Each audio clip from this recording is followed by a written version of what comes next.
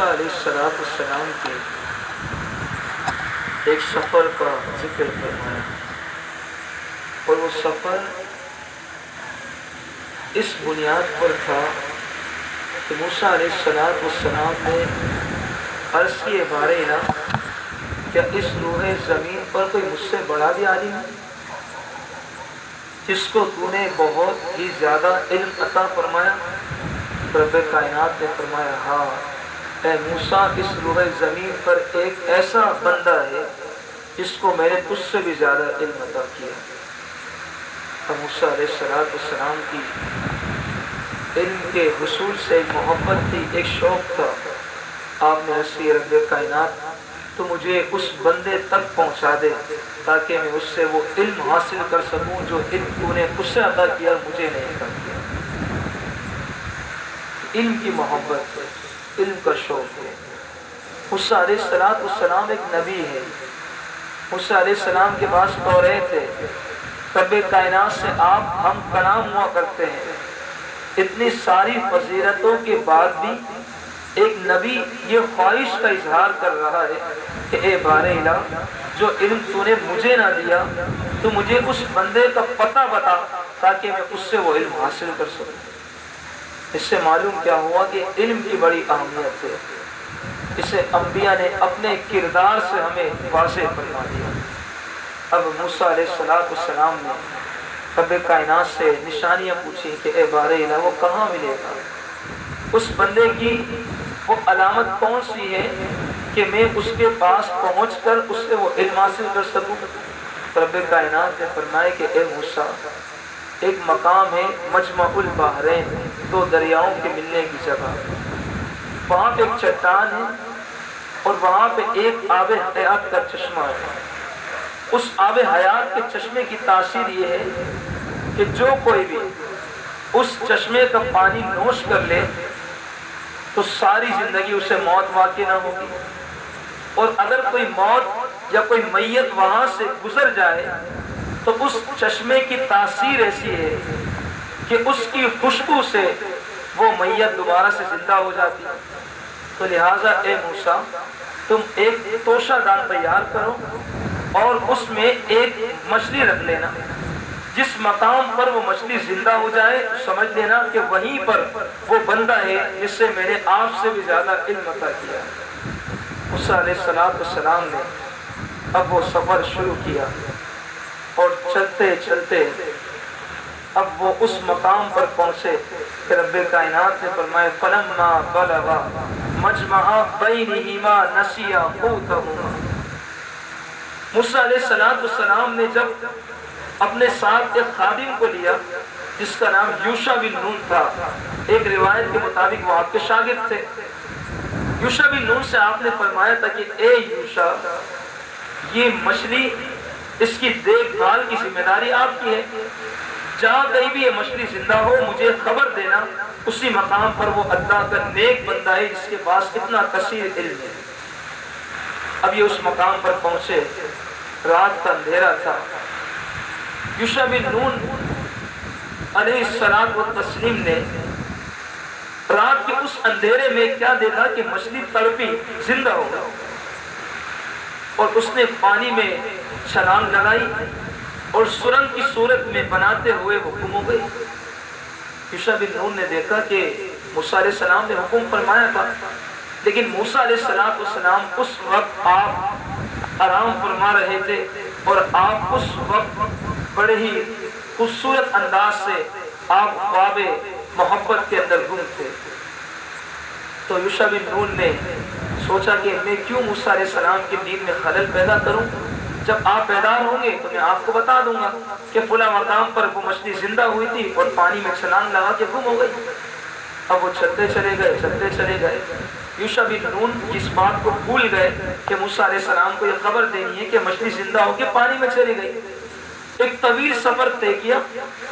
جب سفر طے کیا تو موسیٰ علیہ السلام نے فرمایا کہ اے یوشع، ہمیں بھوک لگی ہے، اس سفر نے ہمیں تھکا دیا، آپ ناشتے کے لیے جو ہم نے توشہ دان میں سامان رکھا تھا آپ سامنے لے آؤ تاکہ ہم اپنی بھوک کو مٹا سکیں۔ یوشع بن نون نے کہا کہ او افسوس، اس توشے دان میں جو مچھلی تھی وہ تو کھلا مقام پہ زندہ ہو گئی اور پانی میں چھلانگ لگا کے گم ہو گئی، لیکن میں نے سوچا تھا کہ آپ اس وقت آرام فرما رہے تھے، میں نے کہا آپ بیدار ہوں گے تو آپ کو خبر دے دوں گا، لیکن میں بھول گیا۔ موسیٰ علیہ السلام نے فرمایا کہ اے یوشع، وہی تو مقام تھا جہاں پہ وہ رب کا نیک بندہ خضر علیہ السلام ہے کہ جو ہمیں وہ علم دیں گے جو رب کائنات کی طرف سے انہیں عطا کیا گیا، اور وہ ایک خاص علم ہے، علم حکمت ہے۔ موسیٰ علیہ السلام آپ اسی نشانات میں واپس پلٹنے چلے گئے۔ جب مجمع البحرین پر ایک چٹان کے پاس پہنچے تو وہاں خضر علیہ السلام آرام فرما رہے تھے۔ آپ نے اپنے پورے وجود پہ چادر اوڑھی تھی، ایک سرا سر کے نیچے تھا اور دوسرا سرا آپ کے پاؤں کے نیچے۔ موسیٰ علیہ السلام نے فرمایا السلام علیکم، تم پہ سلامتی ہو۔ تو خضر علیہ السلام نے فرمایا ہاں موسیٰ، وعلیکم السلام۔ تو موسیٰ علیہ السلام نے فرمایا کہ ہاں میں موسیٰ ہوں اور بنی اسرائیل کا موسیٰ ہوں۔ آپ نے کہا مجھے علم ہے۔ تو خضر علیہ السلام نے فرمایا کہ مجھے رب کائنات نے آپ کے آنے کی پہلے سے خبر عطا کر دی کہ موسیٰ علیہ السلام آپ کے پاس آنے والے ہیں، اور جو علم میں نے آپ کو دیا اور انہیں نہ دیا وہ علم آپ سے سیکھنے والے ہیں۔ اب یہاں سے وہ پورا سفر شروع ہو گیا، تو سفر علم تھا۔ خضر علیہ السلام نے فرمایا کہ اے موسیٰ، بات یہ ہے اِنَّكَ لَن تَسْتَطِيعَ مَعِيَ صَبْرًا، کہ آپ میرے ساتھ جو واقعات رونما ہوں گے راستے میں ان کو سننے کی اور دیکھنے کی طاقت نہیں رکھتے۔ آپ سوال پہ سوال کریں گے، وہ شریعت کے اعتبار سے مخالف ہوں گے لیکن حکمت کے لحاظ سے بالکل درست ہوں گے۔ موسیٰ علیہ السلام نے فرمایا قال ستجدنی ان شاء اللہ صابرا، ان قریب اگر رب کائنات چاہے تو آپ مجھے صبر کرنے والا پائیں گے، آپ مجھے سفر میں ساتھ لے چلیں۔ اب یہ شروع ہوا سفر، آپ ایک دریا کے پاس پہنچے اور وہاں پہ اس دریا کو عبور کرنے کے لیے کشتی کا سہارا چاہیے تھا۔ تو کشتی والوں نے جب دیکھا کہ خضر علیہ السلام وہ کشتی والے آپ کو پہچانتے تھے، تو انہوں نے بغیر کسی معاوضے کے اجرت کے خضر علیہ السلام اور موسیٰ علیہ السلام کو سوار کر لیا۔ تو ابھی تھوڑا سا اس دریا میں سفر طے کیا تھا، خضر علیہ السلام نے اس کشتی کا ایک پٹا نکال کے توڑ دیا، اس کو ایک دار بنا دیا۔ وہ کشتی بالکل بے عیب تھی اور نئی کشتی تھی، لیکن آپ نے ایک پٹا توڑ کے اسے عیب دار بنا دیا۔ موسیٰ علیہ السلام نے فرمایا کہ اے خضر، یہ آپ نے کیا کیا؟ جو کشتی بالکل بے عیب ہے اور آپ نے اسے عیب دار بنا دیا، جبکہ کشتی والوں نے آپ سے کوئی اجرت بھی نہ لی، کوئی معاوضہ بھی نہ لیا۔ آپ کو تو احسان کا بدلہ دینا چاہیے تھا، آپ نے الٹا نقصان پہنچا دیا۔ خضر علیہ السلام نے فرمایا کہ اے موسیٰ، میں نے آپ سے کہا تھا کہ آپ میرے ساتھ سفر کرنے کی استطاعت نہیں رکھتے، کیونکہ ایسے واقعات ہوں گے جو شریعت کے لحاظ سے مخالف ہوں گے لیکن حکمت کے لحاظ سے بالکل درست ہوں گے۔ موسیٰ علیہ السلام نے فرمایا کہ آپ مجھے میری بھول پہ میری گرفت نہ کیجیے، مجھے اور مہلت دیجیے۔ اب یہ مزید آگے بڑھے۔ ایک بستی میں گئے، بہت سارے بچے کھیل رہے تھے، ان میں سے ایک حسین ترین بچہ ابھی کم سن تھا، بہت چھوٹا تھا۔ خضر علیہ السلام نے اس کو پکڑا اور اپنی چھری سے اس کو ذبح کر دیا۔ موسیٰ علیہ السلام نے پھر سوال کیا، اے خضر، یہ کیا کیا آپ نے؟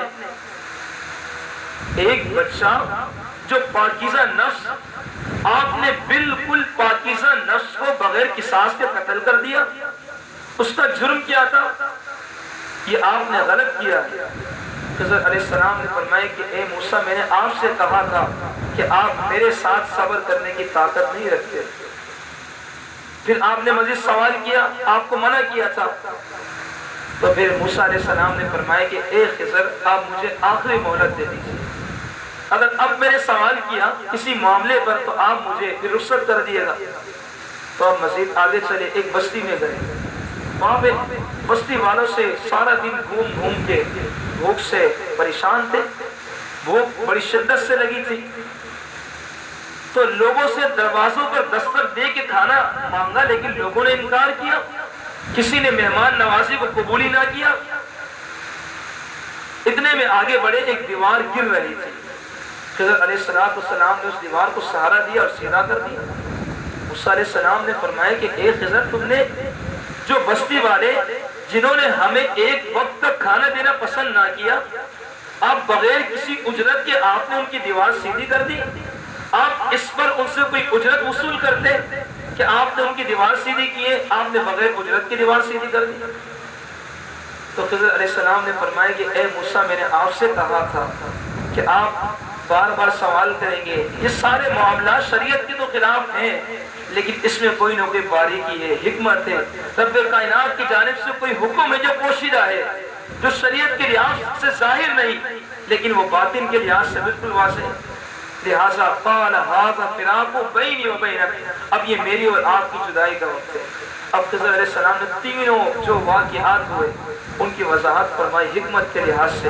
آپ نے فرمایا کہ وہ پہلا واقعہ کہ جو میں نے کشتی کو عیبدار بنایا وہ 10 بھائیوں کی تھی، اور ایک روایت میں 5 بھائیوں کی تھی۔ ان 10 بھائیوں میں سے 5 معذور تھے اور 5 وہ صحیح اور سالم تھے، اور وہ ایک ہی کشتی تھی جو ان کے گزر بسر کے لیے ان کے ذریعے معاش کا ایک سہارا تھی۔ اور آگے راستے میں ایک ایسا جابر بادشاہ تھا، اس سفر میں کسی بھی بے عیب کشتی کو دیکھتا اسے غصب کر لیا کرتا۔ تو مجھے رب کائنات کی جانب سے حکم ہوا، یہ لوگ بے سہارا ہیں جن کی کشتی ہے جو مالک ہے، 5 تو معذور ہیں جو ذریعے معاش کے قابل نہیں کمانے کے، اور یہ جو قابل ہیں اگر یہ کشتی بھی ان سے چھین لی گئی تو بھی کیسے اپنا گزر بسر کریں گے؟ تو رب کائنات کے حکم سے میں نے اس کشتی کو عیبدار کیا تاکہ وہ بادشاہ جو جابر وہ بے عیب کشتی ہے وہ غصب کرتا تھا، جب دیکھے گا کشتی عیبدار ہے تو اسے غصب نہ کرے گا۔ تو پہلے واقعے کی حکمت یہ تھی جس میں آپ نے صبر نہ کیا۔ اور دوسرا واقعہ جو جس بچے کو میں نے قتل کیا، اگرچہ وہ پاکیزہ نفس تھا لیکن اس کے مقدر میں جب وہ بڑا ہوتا اس کے نصیب میں کفر لکھا ہوا تھا، وہ خود بھی کافر تھا اور اپنے والدین کو جو نیک اور صالح تھے انہیں بھی کافر کر دیتا، اپنی بدعقیدگی کا اثر اپنے والدین پہ ڈالتا۔ اس لیے رب کائنات نے حکم دیا کہ اسے اسی لمحات میں اسے قتل کر دیا جائے، اور اس کے عوض مفسرین فرماتے ہیں رب کائنات نے ان والدین کو جس کا وہ بچہ تھا ایک ایسی بچی عطا فرمائی جس کے بطن سے رب کائنات نے نبی کو پیدا فرمایا۔ اب فرمائے کہ وہ تیسرا جو واقعہ تھا دیوار سیدھی کرنے والا، ہم نے بغیر اجرت کی دیوار سیدھی کی، اگرچہ وہاں کے لوگوں نے ہمیں کھانا دینا پسند نہ کیا لیکن ہم نے بغیر اجرت کی دیوار سیدھی کی۔ اس کی وجہ یہ تھی کہ اس دیوار کے نیچے یتیم بچوں کا کچھ سامان موجود تھا جو ان کے والدین نے چھپایا تھا، اور نیت یہ تھی جب بچے بڑے ہوں گے تو اس سامان کو نکال کے اپنی ضروریات پوری کر لیں گے۔ اگر وہ دیوار گر جاتی اور وہ سامان باہر آ جاتا تو جو لوگ ہوتے وہ غصب کر جاتے اور یہ بچے بے سہارا بن جاتے۔ تو لہٰذا مجھے رب کائنات کی جانب سے حکم ہوا کہ دیوار سیدھی کر دی جائے تاکہ یہ دیوار جب کھلی رہے تو سامان دبا رہے، اور جب بچے بڑے ہوں تو اپنا سامان یہاں سے نکال لیں۔ تو یہ سارے ان تینوں واقعات کی تدبیر تھی اور حکمتیں تھی اس میں آپ نے صبر نہ کیا۔ اس پورے واقعے سے ہمیں کیا سیکھنے کو ملا؟ سب سے پہلا تو ہمیں یہ درس ملتا ہے کہ موسیٰ علیہ السلام کو علم کا شوق کیسا تھا، کیسے علم کی شوق میں، علم کی آغوش میں آپ نے اتنا طویل سفر طے کیا، اور آپ نبی تھے، ساری مشقتیں برداشت کی، ساری باتیں سنی برداشت کی، لیکن آپ پیچھے نہ ہٹے اور آپ چلتے چلے گئے۔ اور پھر اس میں بہت سارے ایسے واقعات کہ جو ہمیں علم حکمت کی طرف اشارہ کرتے ہیں۔ ہم کسی مسئلے پر دیکھتے ہیں کہ ایسا کیوں ہوا، ایسا کیوں ہوا، ایسا ہو جاتا، ایسا ہو جاتا، اس میں یقیناً رب کائنات کی حکمت پوشیدہ ہے جو ہمارے حق میں بہتر نہیں، اسی لیے رب کائنات نے ہمارے سوچ کے مطابق وہ کام نہ فرمایا۔ تو ہمیں ہر حال میں رب کائنات کا شکر ادا کرنا چاہیے، رب کائنات کی حکمت پہ راضی رہنا چاہیے۔ دعا ہے رب کائنات سے جو غلطیاں ہوئی معاف فرمائے۔ آمین و آخر دعوایا ان الحمد للہ رب العالمین۔